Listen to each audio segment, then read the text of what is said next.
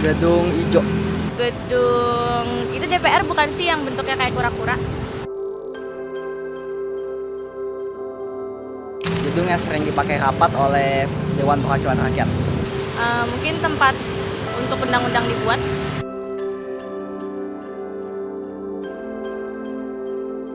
Dan langsung sih belum, cuma kalau secara desain unik ya mungkin. Pernah sih lewat, kalau ngeliat desainnya sih kayaknya unik ya, beda dari yang lain. Terus juga gedungnya kan luas, tapi ada satu yang kayak menonjol banget lah.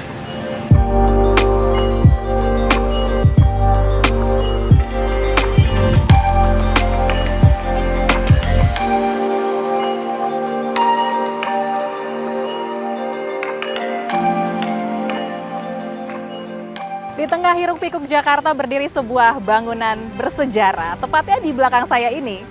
Bentuknya yang unik dan juga berada di pusat kota menjadikannya ikon tak tergantikan. Inilah Gedung Dewan Perwakilan Rakyat Republik Indonesia. Lebih dari sekedar tempat sidang, gedung ini merupakan rumah aspirasi rakyat, kemudian panggung pengambilan keputusan penting, dan juga simbol demokrasi Indonesia.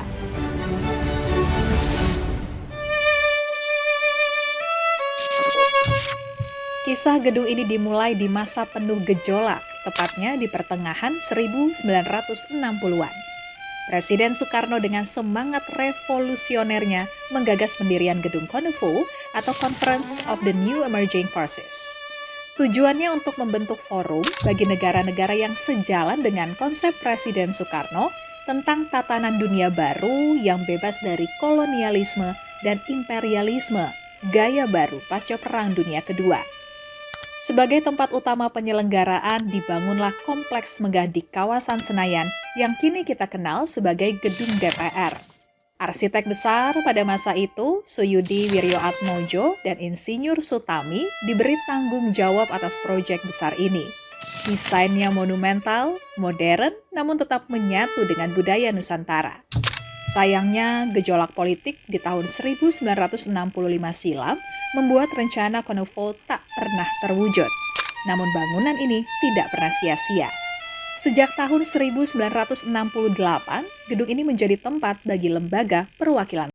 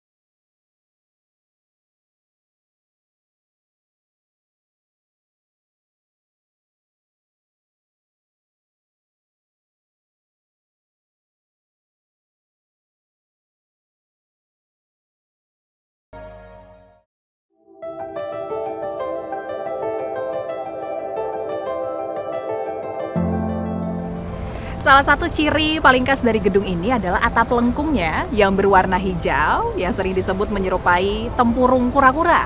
Kemudian ada juga yang menyebutnya sebagai gedung hijau maupun gedung bundar. Namun sebenarnya atap gedung ini dibuat menyerupai kepak sayap burung Garuda. Gedung Nusantara namanya, gedung ikonik dengan segudang sejarah di dalamnya. Lebih dari sekedar bentuk, desain gedung ini memiliki makna filosofi yang mendalam, yakni perlindungan, ketenangan, dan juga keberlanjutan.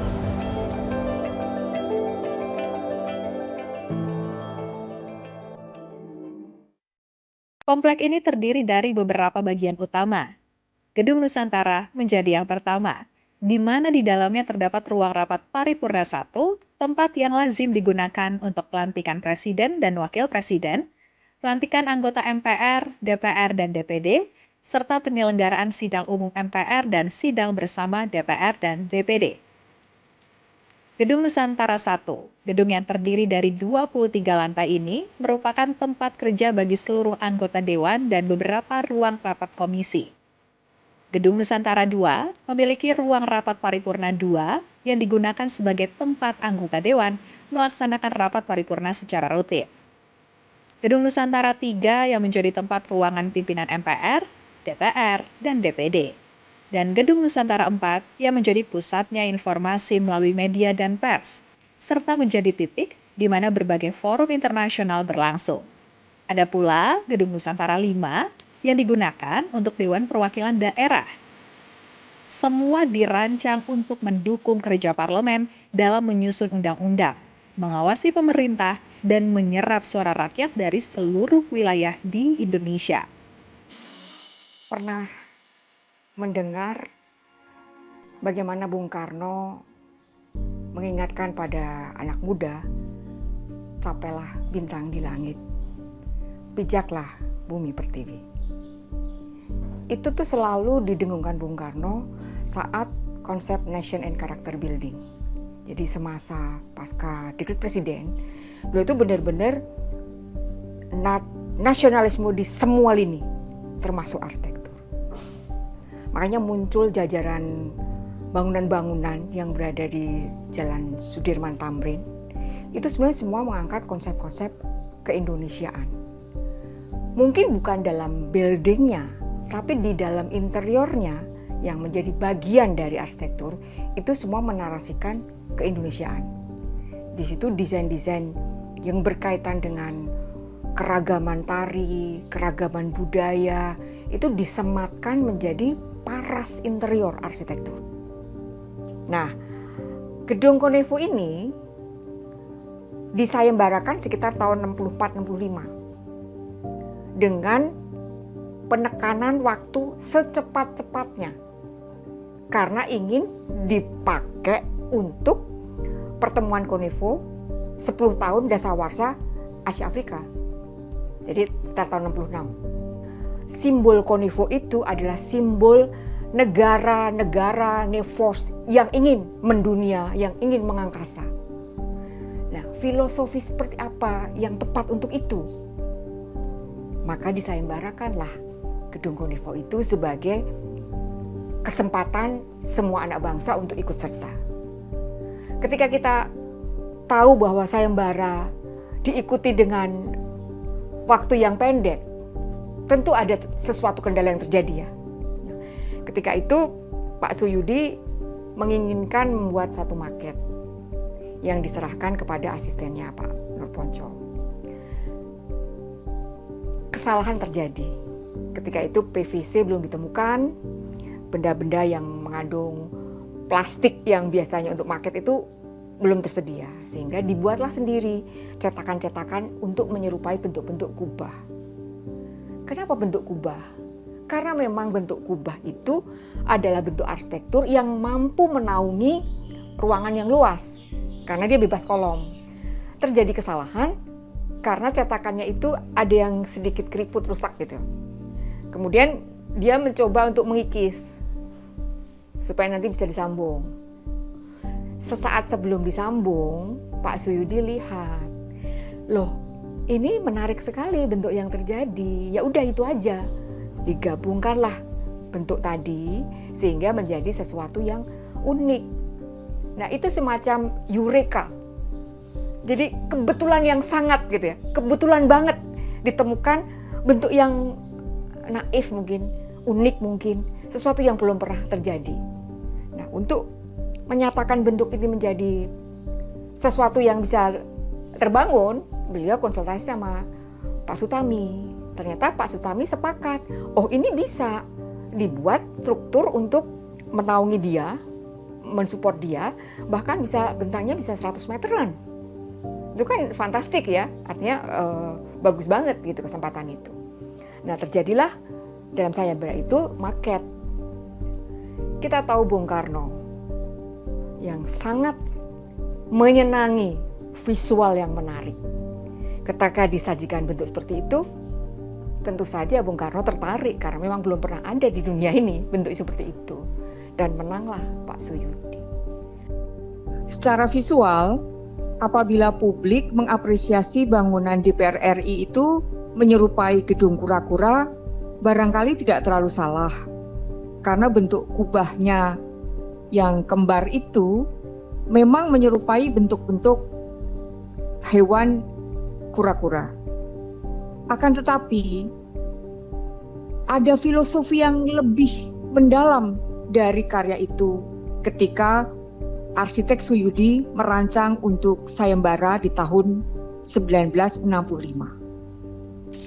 Suyudi memasukkan unsur kebangsaan yang digagas oleh Bung Karno melalui modifikasi kepak sayap Garuda yang sedang mengangkasa itu menjadi karya yang mencerminkan nasionalisme dan sekaligus internasionalisme. Sehingga apabila gedung DPR RI ingin membuat suatu perubahan atau rebranding, barangkali memang diperlukan serangkaian kegiatan yang menunjukkan perubahan-perubahan yang ingin disampaikan itu melalui media massa, sosial media, melalui konferensi pers yang juga menunjukkan gambar-gambar orisinal di masa tahun 1965 kepada publik, sekaligus memberikan makna baru atas peran penting simbol-simbol yang berada di dalam karya itu. Pengembangan master plan kawasan Konevo itu ada 5 bangunan yang masih lestari dari dulu sampai sekarang. Kemudian kan ditambahkan fasilitas-fasilitas lainnya. Kalau dilihat dari master plan, memang dibuat kawasan itu sebagai kampus tadi, venue untuk New Emerging Forces. Kemudian Gedung Nusantara sebagai ruang untuk musyawarah. Kalau kita lihat dalam suasana Gedung Nusantara itu sendiri, memang mencerminkan demokrasi. Jadi ada satu floor ya, mungkin bentuknya agak teatrikal gitu, tapi semua kan sebenarnya setara dengan sentral pada pemimpin. Kemudian ada balkon. Balkon adalah untuk pengamat ya. Nah, dari sisi itu, peran arsitektur sebagai ruang musyawarah memang sudah tercipta sejak Konevo dirancang. Kemudian ketika Pak Harto menjadi presiden dan kemudian menjadi gedung DPR RI, peran itu digunakan sebagai ruang untuk rapat kabinet yang mungkin hanya memuat sekitar 500 ya. 500 dewan, anggota dewan ya. Kalau dari sisi itu saat ini, apa iya kita hanya bisa mengakomodir 500 anggota dewan? Apa nggak lebih baik plus untuk rakyat bisa menyaksikan itu lebih banyak, audiensnya lebih banyak lagi, sehingga manfaat daripada gedung DPR itu sendiri bisa lebih optimal ya. Nah ini kalau misalnya dipaksakan juga mungkin tidak bisa, karena space-nya hanya tercipta sekitar 500-an. Nah, peran-peran demokrasi itu kan di ruang tertutup ataupun di ruang terbuka. Nah, ketika kita berada di ruang terbuka, barangkali memang harus ada konsep baru dari gedung DPR ya sebagai rumah rakyat. Bahwa selamat datang rakyat Indonesia, datang ke rumah rakyat. Mungkin itu perlu. Karena kesan memeluk, kesan memanggil itu belum saat ini. Saya belum lihat itu. Jadi masih sangat tertutup atau agak sulit untuk bisa mencapai ke sana. Nah, ini perlu mungkin anggota dewan juga mengangkat ini sebagai sebuah kesempatan untuk merevitalisasi kawasan-kawasan bersejarah yang sekarang menjadi ruang inti dari anggota dewan. Ya, saya kira rakyat Indonesia, kita semua kalau ada rapat dewan paripurna, kita boleh hadir, itu sangat menyenangkan. Artinya kita merasa memiliki negara ini dengan bangga. Kita bisa menyaksikan wakil rakyat kita berdebat, bagaimana mereka membela rakyat, bagaimana mengakomodir aspirasi kita, bagaimana ke depan. Itu sangat membanggakan menurut saya. Dan itu perlu dibuat konsep dan rancangan yang terintegrasi. Meskipun mungkin area itu masih tetap di sana, apakah mungkin itu diperluas? Apakah mungkin itu dialih fungsi dan dibuat yang baru di sekitar itu? Itu masih bisa dibicarakan. Kalau dari sisi warna, sekarang kan diwarnai hijau ya. Apa ada Garuda kepaknya hijau? Mungkin perlu di-studi. Kalau misalnya akan dikembalikan seperti beton expose, warnanya abu-abu, apa itu lebih tepat atau tidak? Jadi ini bisa menjadi bahan diskusi juga. Karena bagaimanapun visual itu, kalau dia masih terjebak dalam bentuk yang sama, orang akan berasosiasi pada yang lama. Membranding sesuatu kan perlu juga membranding visualnya.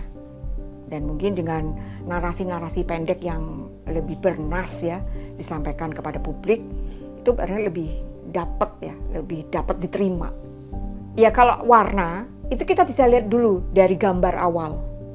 Kalau saya rasa waktu itu beton expose itu tidak diberi warna.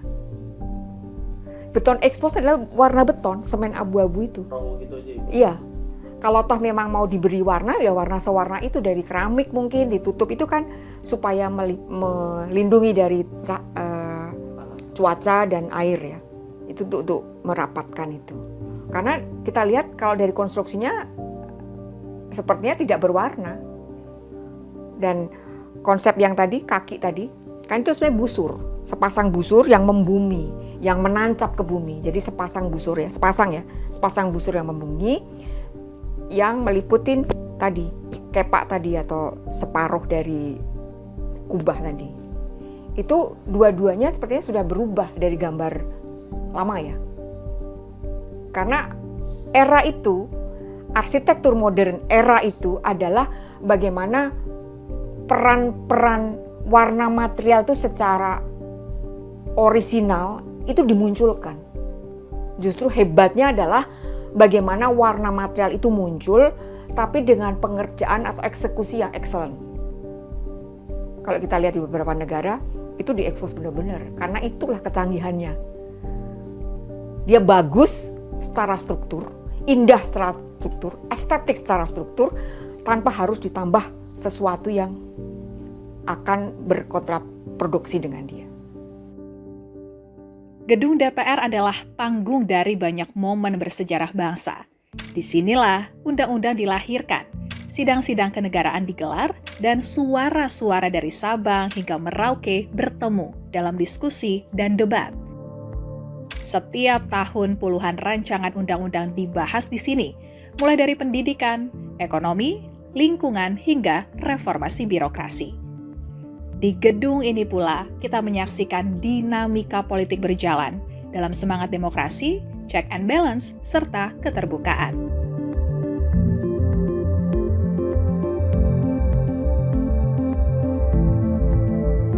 Museum DPR adalah museum yang menyimpan dan mengkomunikasikan memori kolektif sejarah DPR dari masa ke masa bahkan sebelum sebelum kemerdekaan Indonesia, di mana kami menginformasikan dan juga melakukan diseminasi tentang urgensi lembaga parlemen di satu negara.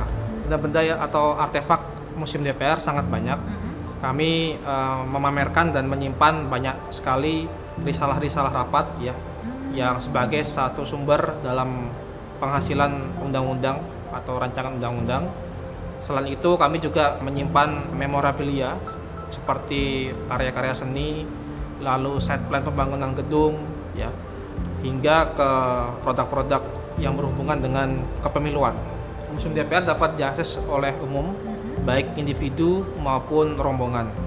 Dan untuk rombongan kami mempersiapkan dan mempersilahkan pengunjung untuk berkunjung secara rombongan dengan berkirim surat ya kepada Sekretaris Jenderal DPR, dan juga kami menerima kunjungan secara individu atau masyarakat dapat langsung untuk mengakses Museum DPR dengan masuk ke area Kompleks Parlemen, lalu dapat mengeksplorasi sejarah DPR di Museum DPR. Kami mempunyai beberapa fitur digital, baik itu secara daring maupun di dalam ruang pamer di museum.dpr.go.id.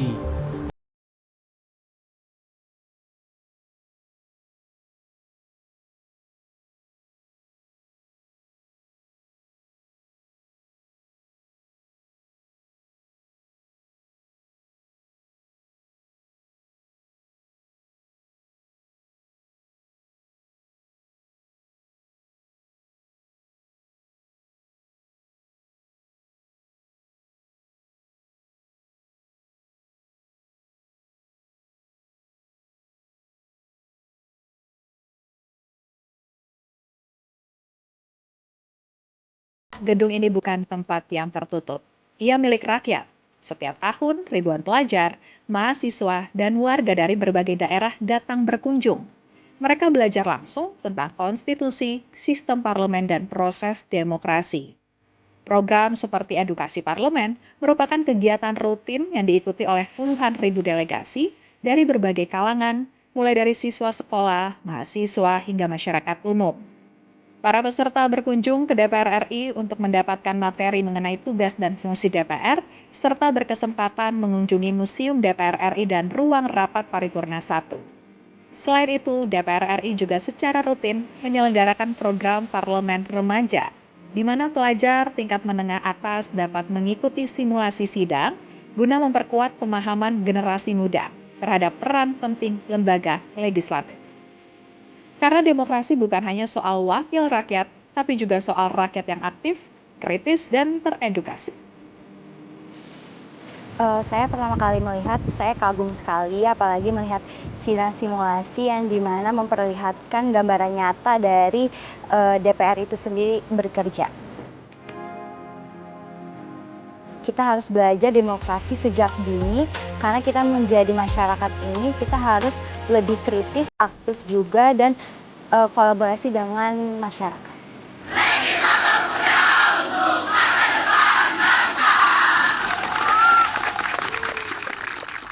Mengacu pada Undang-Undang Nomor 11 Tahun 2010, penetapan cagar budaya itu harus memiliki kriteria. Yang pertama adalah berusia 50 tahun atau lebih, kemudian memiliki masa gaya paling singkat 50 tahun. Yang ketiga adalah memiliki nilai penting bagi ilmu pengetahuan, sejarah, agama, pendidikan, dan atau kebudayaan. Dan yang keempat adalah memiliki nilai budaya bagi penguatan bangsa.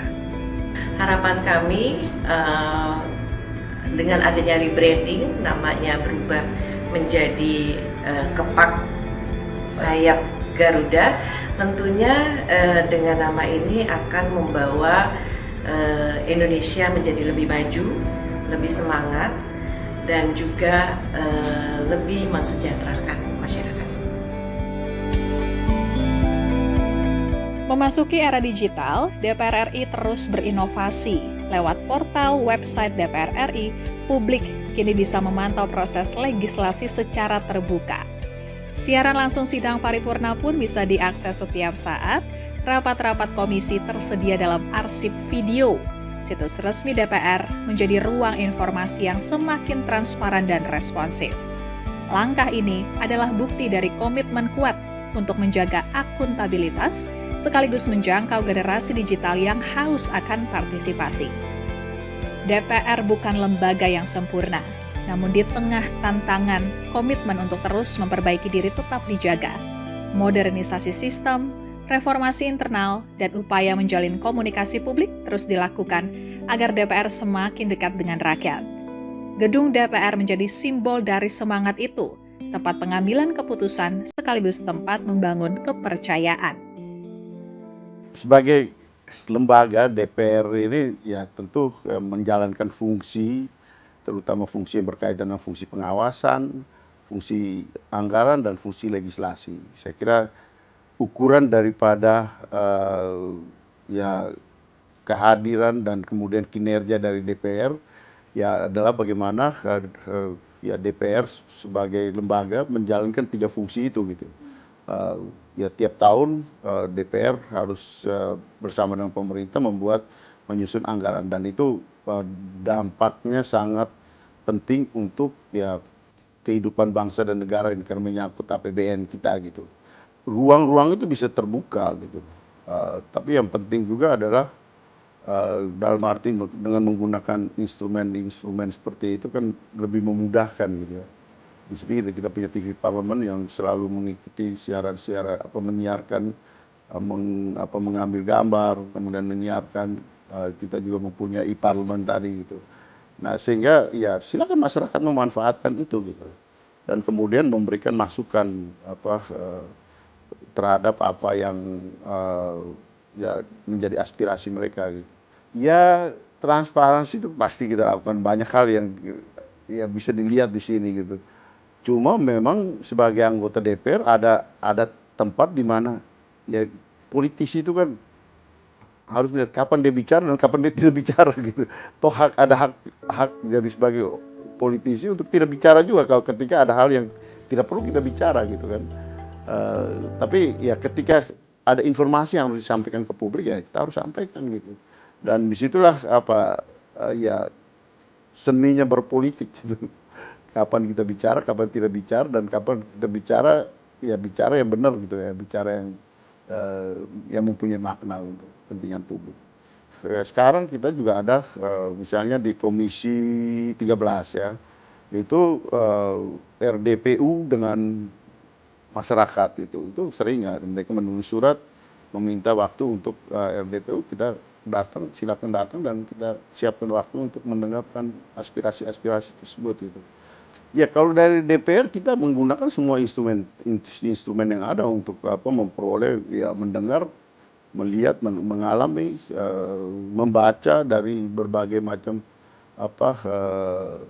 gejala yang muncul di publik gitu. Di lembaga DPR sekarang ada badan aspirasi yang ya juga mempunyai tugas khusus untuk menyerap aspirasi masyarakat. Tapi ya kalau masyarakat ini juga merasa perlu, mereka juga melakukan demonstrasi kan, itu juga hal yang biasa gitu. Ini kita negara demokrasi yang terbuka dan orang mempunyai hak untuk menyampaikan aspirasi, menyampaikan pendapat. Saya kira itulah situasi yang kita hadapi, dan DPR sebagai anggota DPR, sebagai DPR kita ya berinteraksi, berdinamika di situ.